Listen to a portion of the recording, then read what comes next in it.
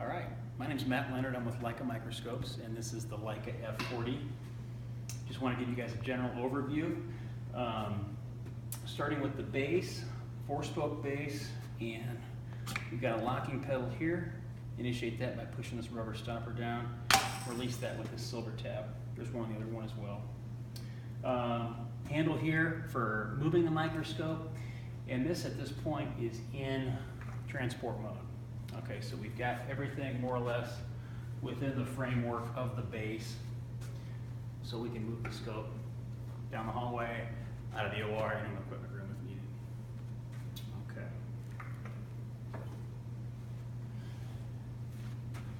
We've got our control unit right here.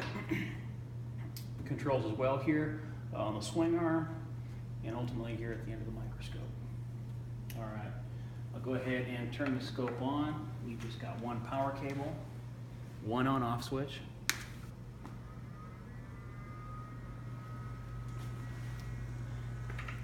Now it will take roughly 30 seconds or so for the scope to initialize.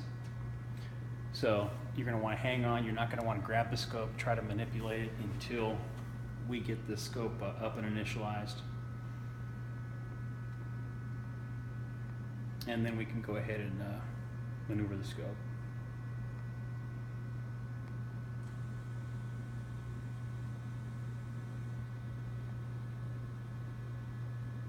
And quickly, we've also got two light sources on the scope.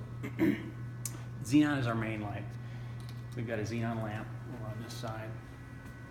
It's a 500-hour lamp. If that were to go out during a case, what you would do, flip this over to the halogen, initiate the light, and we've got a halogen lamp over on this side. So if one or both of those go out, please notify Biomed so we can get those changed out. Flip this back to xenon, and we're at our startup screen. Okay, so there's essentially divided into 4 parts. Our focus and zoom speed, our magnification, which is the same as zoom, and working distance, which is the same as focus. All right, our focal length with this scope is 207 millimeters to 407 millimeters. So it's a variable focus. It's not a fixed lens on the scope, but a variable focus. So the scope essentially can be used for hand, plastic, ENT, spine, essentially everything but eyes. All right, so once we've reached this point, the scope's up and going, then I can go ahead and manipulate the microscope. And to do that, there's a black handle on the back of each of these handle grips, a black knob rather. As long as I initiate one or the other, I can manipulate the scope. Okay, so all 6 electromagnetic brakes unlock, and I can position the microscope. All right. Now from a standpoint of controls, we're really not going to have to do much with this screen. All right, we've got 3 sheets here, a standard setting screen, an opportunity to put user settings in, and also a service menu. As far as the controls on the swing arm, we've got a balance control, a light control for halogen or xenon, and then a light intensity. All right. The way this scope is set up, you can see it's a face-to-face configuration. All right, that's not going to change based on your use. So essentially, you're not going to need to balance this microscope. Each case, each time you use it, it's going to be balanced. And you can see right there when I initiate that knob on the back, the scope's just going to float there. But to just quickly review the balancing, if I rotate the switch over to AB, I'll go ahead and initiate the back, the handle grip, and it just frees up one portion. That's our AB brake. All right, so as long as that's more or less centered or how we want it positioned, I can leave that alone. If I do want to change this, you can see there's a little bit of tilt there. As I move that knob, everything shifts back. Now we're essentially straight up and down. Okay, our B is not something I'm going to have to really mess with. That moves the head up and down. The A is back and forth. All right, so I've got that positioned where I'd like it. I can now move up to the C portion. The scope is locked when I initiate that brake. It's only free at this point here. Okay, so it's leaning a little bit to the left.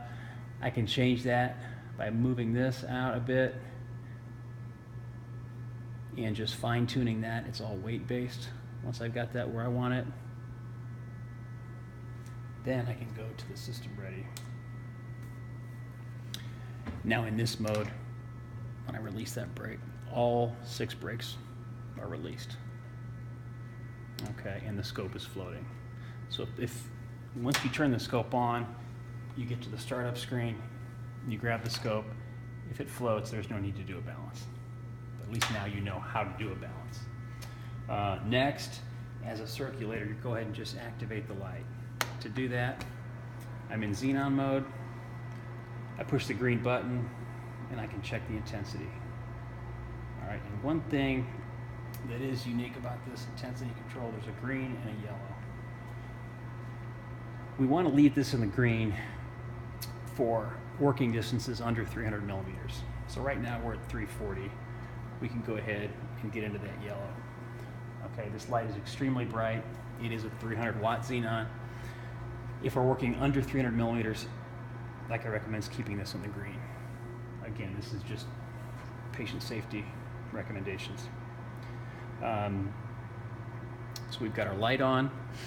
If for some reason the xenon bulb was to go out during the case, we'll deactivate the light from xenon, switch it over to halogen, reactivate, and we have a halogen light available to finish the case.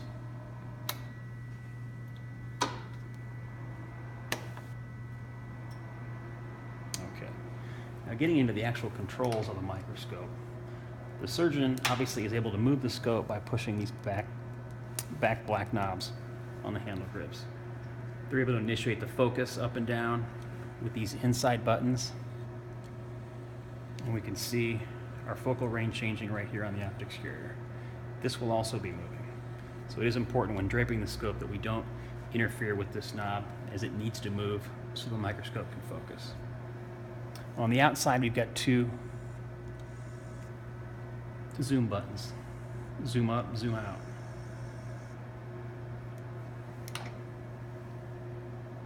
The surgeon and the assistant can also manipulate their binoculars. They're 180-degree inclinables on either side.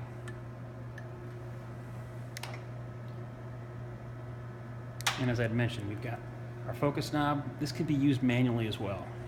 If for any reason we lost communication with the handle grips, this could be utilized for focus. This is our manual zoom. This is achieved by pushing this in, turning it to change our zoom. And then lastly, we've got an iris control. This just controls the overall field available on the surgical field.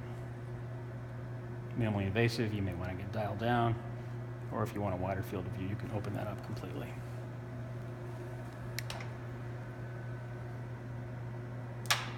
Another item here that's part of the scope is our video tube, video camera, camera cable. Now, the video picture can independently be focused or magnified with this video tube. So for fine focusing, we're going to want to change this knob, dial this in so when the surgeons are in view, they're parfocal. We want to match that up, make sure our monitor is parfocal as well. We can spin our zoom wheel here just to change the magnification on that monitor image. And again, any manipulations from the video tube only affect the monitor. They will not affect what the surgeon's seeing under the microscope. Okay. I talked earlier about transport mode. There is a locking lever on this horizontal arm. When this is parallel with the ground, we've got full range of motion with the scope. I pull this out, twist that, drop it just below parallel, that locking lever will catch in place. Essentially, for moving the scope, I always recommend locking the swing arm so it doesn't bounce while it's being moved. To go to operating mode, I'm just going to pull this, turn that back in place, and we've got full range of movement again. For draping purposes, as you can see, the head of the microscope is going to rotate 270 degrees either way before it hits a stop. when the two red arrows align, this is our center point. I'd always recommend draping the microscope with these two arrows in conjunction, facing each other. That way the surgeons can turn either way 270 degrees and they're not going to get caught up with a stop.